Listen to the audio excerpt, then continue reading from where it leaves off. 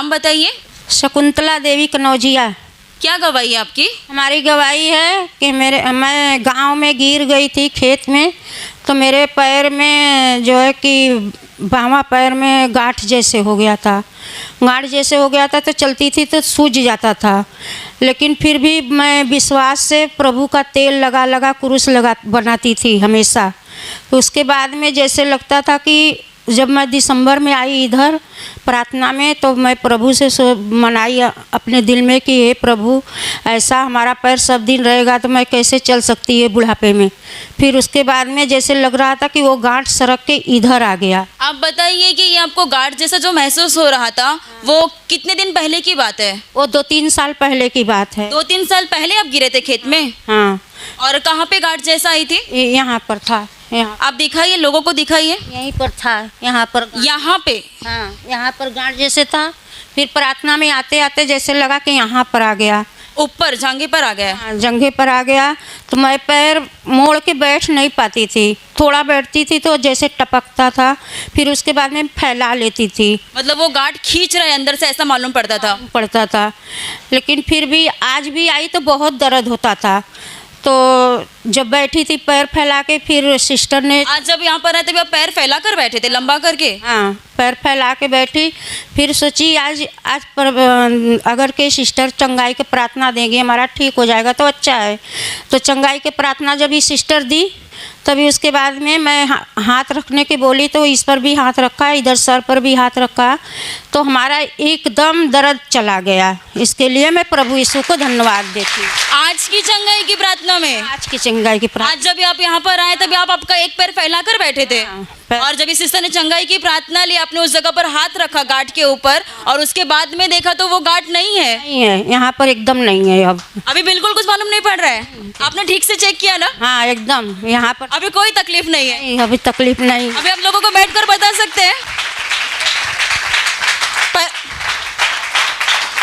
वरना पहले ये पैर आपका जांघा खींचता था अंदर से। हाँ, और आज की जल्दी नहीं उठते थे, ऐसे करके उठते थे, ऐसे करके उठते थे। इतना आपको धीमे में उठना पड़ता था, बैठना पड़ता था, निहुरना पड़ता था। हाँ। और आज आप पूरी तरह से ठीक हो गए, पैर आपका पूरी तरह से अच्छा हो गया। अच्छा हो गया, इसके लिए प्रभु यीशु के धन्यवाद देते हैं। और मेरा दूसरा गवाही है कि आज आने के लिए हम नाम डाले थे पहले से, लेकिन हमारा बेटा देर कर दिया, दौड़ने चला गया था। और मैं नहा वहा के 6 बजे से इंतज़ार कर रही थी। फिर सोच रही थी 8:30 बज गया, मैं सोची कि नहीं आएगा, आज हम प्रार्थना में नहीं जा पाएंगे। बहुत गुस्सा भी आ रहा था, फिर भी सोच रहे हैं प्रभु के लिए गुस्सा करना तो अच्छा नहीं है, शांति में रहें, देखो प्रभु जो कुछ करेंगे। तो आया तो मैं गुस्सा भी हुई उसके ऊपर, लेकिन फिर बोला मैं गाड़ी से लेके चलूँगी। गाड़ी पर बैठी, मैं बोली प्रभु बहुत जल्दी ऐसा हो कि आपका प्रार्थना शुरू होते होते मैं पहुंच जाऊं तुम्हारे धाम में। प्रभु का नाम लेते लेते बहुत अच्छा से प्रभु पहुंचाए हमको। अब 10:10 पर यहाँ पर आ गए, घड़ी में देखे। इसके लिए मैं प्रभु का, जबकि आज आपको यहाँ पर आने का कोई भी चांस नहीं था, देरी हो जाएगी या नहीं पहुँच पाएंगे ऐसा लग रहा था, और आज ही की प्रार्थना में आप ठीक हो गए। ठीक हो गए। आप लोग जोर से तालियां बजाकर प्रभु यीशु को धन्यवाद दीजिए। आपका नाम बताइए। मेरा नाम राहुल खैरे, मैं मुंबई मानपुर से आया हूँ। आपकी क्या गवाही है? मेरी गवाही ये है कि मैं बहुत दिन से प्रभु में हूँ, बट मेरे घर में कुछ ना कुछ बीमारी की समस्याएं चलती रहती है। बट एक दिन 3 या 4 महीने पहले मेरे एक रिलेटिव्स ने मुझे बताया कि आप यूट्यूब पे आशीष प्रार्थना घर की लाइव प्रेयर चलती है, आप देखो। तो मैंने देखना स्टार्ट कर दिया और मेरा दिल एकदम बदल गया। मैं टीवी की तरफ से मेरा ध्यान हट गया। उसके पहले जो समस्याएं थी वो बता रहे थे 2005 से क्या हो रहा था? उस टाइम में घर लिए थे। मैंने 2005 में मानपुर में म्हाड़ा का घर लिया था, और म्हाड़ा का रूल ये है 10 साल होने तक वो घर बेचने का नहीं, पहले का रूल था, अभी चेंज हुआ है। तो मैंने 5 साल हुआ था बिल्डिंग को, उसका घर लिया था, और पार्टी मुझे घर बेच के पैसा लेके चली गई, और उन्होंने बोला था कि जब 10 साल होंगे हम लोग आएंगे और स्टैम्प ड्यूटी भरेंगे, आपके नाम पे हो जाएगा। लेकिन जब 10 साल हुआ तो उन्होंने मेरा फ़ोन उठाना बंद कर दिया, मुझे धमकी देना चालू कर दिया। यानी कि पैसा पूरा फुल पेमेंट लेने के बाद रजिस्ट्री नहीं हुआ था उस टाइम में? स्टैम्प ड्यूटी नहीं भरा था, क्योंकि वो 10 साल जब तक होते नहीं रूल के हिसाब से। तो मैंने परमेश्वर से प्रार्थना की, प्रभु से प्रार्थना की कि परमेश्वर मेरे साथ में ये ऐसा क्यों हो रहा है। मैंने इतना लोन भरा, कंपनी से लोन लेके ये रूम लिया, मेरे पास रूम नहीं था, आपने मुझे ये रूम दिलाया। आप बता रहे थे कि जब रूम लेने के बाद कुछ समय बीत गया तो वो लोग धमकी देने लगे कि नहीं रूम खाली कर दो, पेमेंट लेने के बाद भी। हाँ, पेमेंट लेने के बाद भी उन्होंने धमकी देना, क्योंकि रूम का रेट बढ़ गया था, उनको लालच आ गया। आज भी लोग ऐसे हैं जिनको किसी की पड़ी नहीं है, आप क्या तकलीफ में हो, बट उनको लालच है, क्योंकि खाली उनको आके एक साइन करना था स्टैम्प ड्यूटी के टाइम, बट उसने मुझे धमकी देना चालू किया, अगर आप ऐसा इतना पैसा नहीं दोगे तो रूम खाली करो। तो मैंने जब से मैंने यानी कि पैसा जो आप पेमेंट कर दिए थे उसके बाद में उन लोग को लाखों रुपया उन लोग को चाहिए था, लालच आया था। 4 लाख रुपए के लिए डिमांड कर रहे थे, और मेरी इतनी कैपेसिटी नहीं थी। मैं एक ऑफिस असिस्टेंट का काम करता हूँ, और मेरे घर में मेरा बच्चा हैंडीकैप है, मेरी वाइफ का एक्सीडेंट हुआ है, बट परमेश्वर ने मुझे कभी कमी नहीं किया है। उसके बाद भी मतलब कि एक न एक समस्याएं आपके जीवन में चलती गई। जी हाँ, बिल्कुल। और जब से मैंने आशीष प्रार्थना केंद्र के बारे में सुना, मैं कितना महीने पहले आपने ज्वाइंट हुए इस यूट्यूब चैनल पे? आई थिंक अक्टूबर एंडिंग से मैं हुआ हूँ ज्वाइन, और मैं जब सब लाइक कर रहा हूँ तो किसी भाई ने आपको ये बताया? जी हाँ, मेरे एक रिलेटिव ने बताया। बट जब से मैं सेबास्टियन मार्टिन जी का वचन और सिस्टर जी का वचन इतना सुनता हूँ ना, कि सच्ची में मैं झूठ नहीं बोल रहा हूँ, मेरा आजकल टीवी भी देखने को मन नहीं करता है, मेरा कंटिन्यू चालू रहता है। अभी भी आप मेरा स्क्रीन देखोगे तो आप जब देखने लगे तो आपका क्या परिवर्तन, दिल कैसा क्या हो गया? बहुत चेंज हो गया मेरे घर में, बहुत चेंज हो गया, और एक एक बंधन टूटते चला गया। और बीच में एक सिस्टर का एक मैंने ना एक लाइन मेरे दिमाग में बैठ गया था, आप दिल में नम्र बन जाओ, नम्र बन जाओ। और ये जो पार्टी मेरे रूम ट्रांसफ़र करने के लिए नहीं आ रही थी ना स्टैम्प ड्यूटी के लिए, उससे मैंने एक दिन इनका वचन सुनने के बाद ना मैंने बोला चल एक ट्राई तो करते हैं। फ़ोन लगाया, लास्ट रिंग थी, उसने उठाया तो मैंने उसको बोला आप चाहे तो रिकॉर्डिंग भी सुन सकते हैं, मेरे पास है। तो क्या उसके बाद क्या हुआ? फिर उसने अच्छे से बात किया मेरे से। मैंने बोला अरे वाह, ये तो मुझे इतना गुस्से से बात करता था, धमकी देता था, और उसकी औरत एक्चुअली उसका मच्छी का धंधा है, वो भी धमकी देती थी, मेरा ये भाई है, मेरा वो भाई है। तो मैं बोला ठीक है आपके भाई है, लेकिन मैंने आपको फंसाया नहीं है, मैंने मेरा ईमानदारी से नौकरी से लोन लेके आपको पैसा दिया है। तो मैं परमेश्वर का धन्यवाद करता हूँ। आज मेरे पास ये पेपर्स है, स्टैम्प ड्यूटी भरा हुआ। 27 जनवरी को मैंने घर की स्टैम्प ड्यूटी भरी, और मेरा घर मेरे लीगली नाम पे हुआ। इसके लिए परमेश्वर का मैं कोटि कोटि धन्यवाद देता हूँ।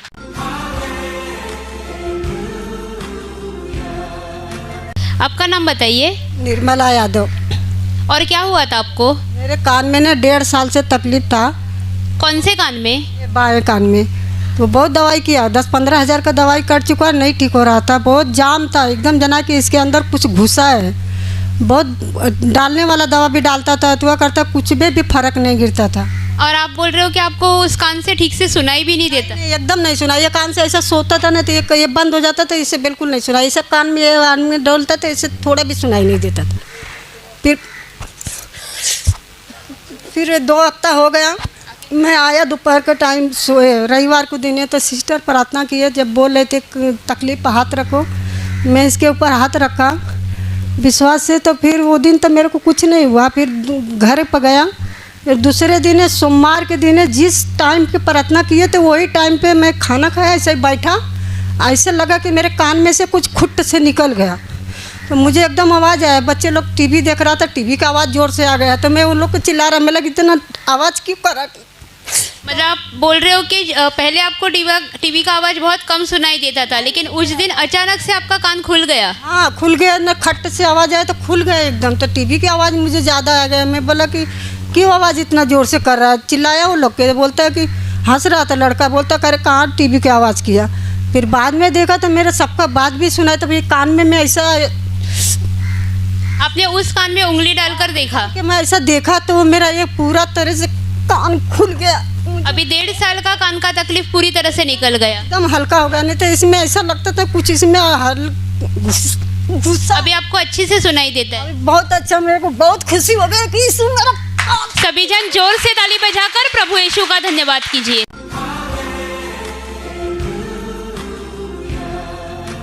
भाऊ जी, आपका नाम बताइए।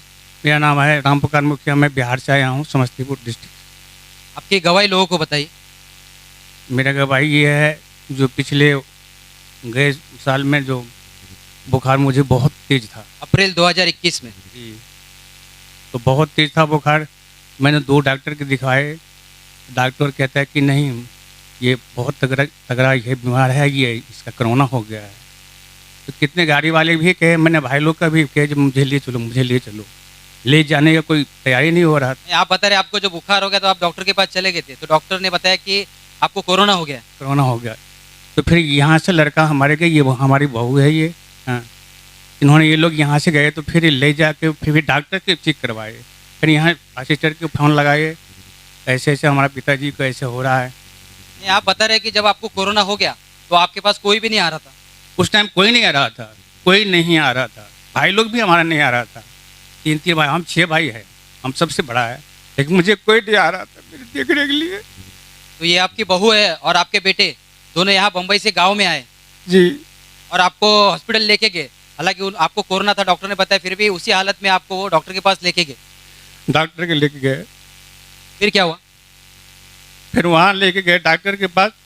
तो एक डॉक्टर कहता है कि अरे इसको चेक करवाओ, इसकी दमा की बीमारी हो गया है। मुझे बहुत सांस चल रहा था, बहुत तेज सांस चल रहा था।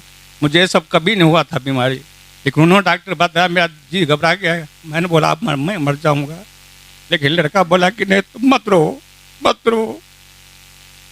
फिर डॉक्टर के पास गए तो डॉक्टर चेक किया, बिल्कुल नॉर्मल निकला। नहीं, आप बता रहे जब आपको जब कोरोना हो गया था तो उस दौरान आप बिल्कुल खाते पीते नहीं थे। आप बता रहे आपके अंदर अनाज का एक दाना भी अगर जाता तो आप उल्टी कर देते। हाँ, बिल्कुल उल्टी कर देते थे हम। ऐसा कितना दिन तक चलता था? ऐसे 20 दिन तक तो ऐसे चल रहा था, लेकिन 1 हफ्ता तक मैंने कुछ खाया पिया नहीं। 1 हफ्ता तक कुछ भी नहीं खाया? कुछ भी नहीं खाए पिए थे, ऐसे ही। जब ये लोग गए ना तब से मैंने बस ये ठीक हो गया। मतलब आपके बेटे ने, आप बता रहे कि आपके बेटे ने यहाँ पे केंद्र में फ़ोन किया? हाँ, फ़ोन किया। फिर सिस्टर ने आपके लिए प्रार्थना किया? प्रार्थना की। सिस्टर ने जब आपके लिए प्रार्थना किया उसके बाद क्या हुआ? उसके बाद तो फिर नॉर्मल निकला। मतलब आप बता रहे कि जब सिस्टर ने यहाँ से प्रार्थना की उसी दिन वापस आपने रिपोर्ट दोबारा निकलवाया दोबारा, तो दोबारा रिपोर्ट नेगेटिव आ गया? हाँ, निकल आ। खाना खाने लगे। कोई डॉक्टर वो बोला, जो दवाई दिया था मेरे को, वो उन्होंने बोला जी हो सकता है जो 3 साल भी लग जाएगा इनको ठीक होने में, 6 महीना में ठीक हो सकता है, 2 महीना भी हो सकता है, लेकिन दवाई लेना पड़ेगा बराबर। लेकिन हमारी ये बहू है, ये इन्होंने बस ये प्रार्थना करते थे और तेल लगाते थे। जब से मैंने खाना भी खाने लगा और बस ठीक हो गया। मतलब जब आप घर आए उसके बाद आपकी बहू ने और आपके बेटे ने तेल लगाते रहे, यहाँ का प्रार्थना का तेल लगाते रहे और बदरी कब्र की मिट्टी आपको लगाते रहे। उसके बाद धीरे धीरे आप खाना खाने लग गए? खाना खाने लगे। अभी पूरा खाना खाते? पूरे खाना खाता हूँ। आप बता रहे आपको जो बुखार था वो भी उसी क्षण जब सिस्टर ने प्रार्थना का तब निकल गया? उसी क्षण निकल गया।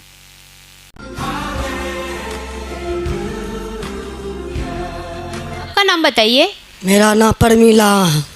और क्या गवाही है? मेरा था ना 8 दिन से मेरा आँख दोनों था ना इधर सूजन हो गया था, तो मेरा आँख नहीं सूझता था। मेरा मतलब जाली से जैसा दिखता था मेरा आँख। तो मेरा आदमी बोला क्या चलो आँख का डॉक्टर, तो बोले हम आँख का डॉक्टर जाएंगे, हमको इतना पैसे नहीं, मैं कहाँ जाएंगे। तो बोला चलो। हम बोले नहीं, मेरा प्रभु पर विश्वास है। तो मैं गए, तो मैं प्रार्थना करते थे रो रो के सब बहन लोग करता था, हम बहन लोग को बताएं, रो के हम प्रार्थना करते थे। जैसे हम बोले प्रभु मैं इतना अच्छा बना दिया, मेरा आँख नहीं सूझता है, तो मेरा क्या दुनिया वाला बोलेगा, आँख से तो दुनिया चल रहा। यही मेरा प्रभु का मैं बहुत रोते थे। मैं 5-6 दिन से खाना नहीं खाते थे, चाय पीते थे, हमेशा रोते थे। 24 बेरा दिन रात में प्रार्थना करते थे, रोते रोते मेरा प्रभु मेरा अच्छा कर दो, मेरा आँख और रोशनी दिखा दो, मैं प्रभु का मैं हमेशा तुमको पास आएंगे। और आपने क्या किया जब भी आपको तकलीफ होता था? तकलीफ होता था तो हम बहुत रोते थे, बहुत। तो बोले मेरा कोई नहीं, मेरा प्रभु है। तो मैं कब्र का मिट्टी लगाए, क्रूस बना के आँख में लगाते थे, और मैं साबुन उबुन कुछ नहीं मुंह में लगाते थे। मैं आँख का क्रूस का मिट्टी लगाते थे और तेल लगाते थे, सिर्फ 4-5 दिन लगाते जब मैं इधर आए, जब नाम डाले तो मेरा अब थोड़ा अच्छा लगता, मैं बहुत दिख और आप बोल रहे हो आपको दूर का नहीं दिखता था ठीक कभी नहीं, किसी को भी नहीं दिखता था। मैं अपना पानी था ना, वो भी मैं ऐसे ऐसे टेप को चलता था, फिर भी मैं सोचता था मैं कहाँ जाऊँ। मैं माँ बहन को किस को नहीं बोलता, मैं अपना सिर्फ प्रभु को सुनाता। और अभी आपको अच्छी से दिखता है? मैं देखो बहुत अच्छी से हूँ, वहाँ पीछे तक आपको सब दिख रहा है? सब दिखता, पूरा दुनिया मेरा दिखता है। प्रभु ने आपकी आंखों को अच्छा कर दिया। सभी जन ताली बजाकर प्रभु यीशु का धन्यवाद कीजिए।